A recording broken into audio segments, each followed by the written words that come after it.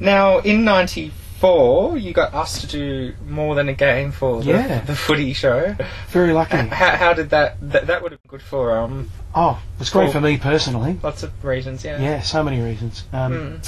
The original producer and the guy that came up with the whole concept of the footy show was a guy named Harvey Silver. Excuse me. And he was working with Eddie McGuire and Sam on the idea of a pilot for this show, and he used to come to my gigs. He actually used to go to geisha gigs, Harvey, and so did his mate Darren Sinicki, who wrote or co-wrote the theme More Than a Game, and who's now my lawyer, by the way. Great guy. Hi, Darren, if you're watching this. And then they started coming to all the Young Dudes gigs in the early 90s. And Harvey approached me with Darren at his side. He said, "Look, we're doing a pilot to this new Channel 9 show called Footy Show. We want you to sing the theme." And I said, "Yeah, no worries." I sort of didn't give it a moment's thought, thinking lots of people come up here and say things like this. Take it with a pinch of salt. But anyway, he got back in contact with me. He said, "Come down, we'll do it, we'll work on it together, we'll get it happening." And we did. Josh Abrams mixed and produced it. We made it. It came out, the show came out, it went through the roof. The record company got in contact with me and said, "We want to release it as a single." I said, "Oh, I don't know if I want to release it as a single. It's a footy show, footy. Yeah. I didn't follow football at the time at all. And I said, "Okay, if you think that's a good idea." And the single went really well, sold lots of sales, lots of units. It was on the TV for years, basically. Well, it still is. So, And your voice is... Do you think they chose you because your voice is so big? Yeah, probably. Because you have a very big voice. I don't today, but usually I do. Yeah. Okay, now. Yeah. No, that's probably why they wanted that. And in fact, when we were in the studio recording, he said, "I want you to sing it like you're doing geisha. When you do the verses, I want that big, deep thing, and then rock out in the chorus." So yeah. Now, when it comes to your vocals, like geishas, I think the biggest thing about geisha was your voice was so intense, and when you sang it was really quite emotional, passionate and emotional. Yeah. Did you get trained or anything, or did you? That's just. No. I did. The only work I did, technical work, was from my sister, who was an opera singer, and she gave me all the technical. That's very weird, because I was actually going to say there's some parts when you used to build up the verses. There's kind of operatic kind of. Definitely, yeah. Oh, that's just kind of all the technical side of it. Yeah, is from the operatic world. But she was trying to push me into the opera world, and I just did not want to go. I'm not a big fan of opera music as such. But yeah, I can't see you doing opera. You've got too much energy. Now, in the late '90s, the geisha reformation. For the live gigs. Yes, I went to quite a few of them, as you know. Oh, good. I remember. I do remember. How did that kind of come about? Well, it was early, about mid-1997.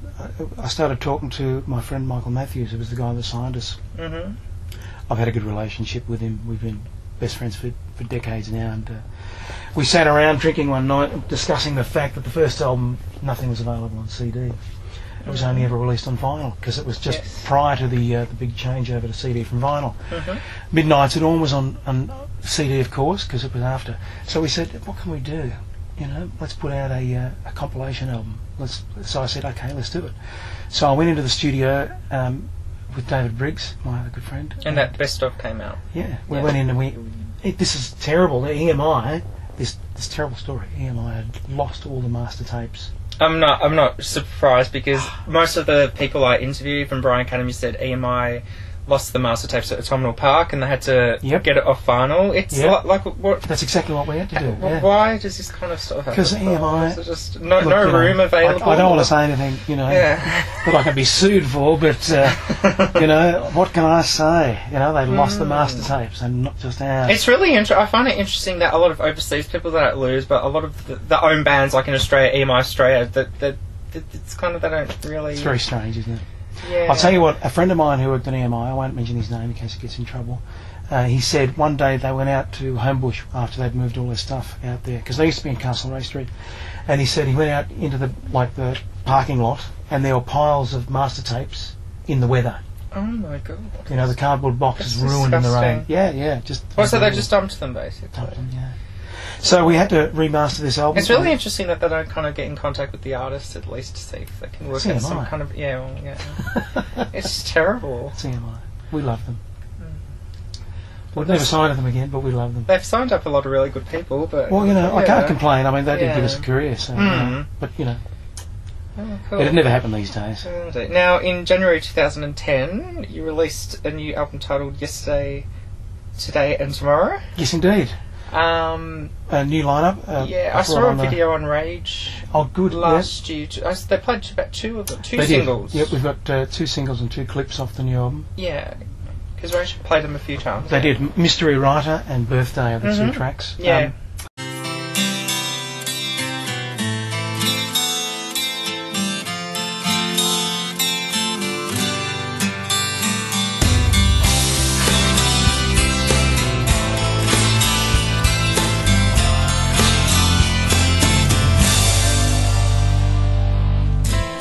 You're walking into walls again. You're going back to where I found you. You never seem to need a friend. So take a look inside this box. It's yours to open any time at all. You'll be surprised at what you find.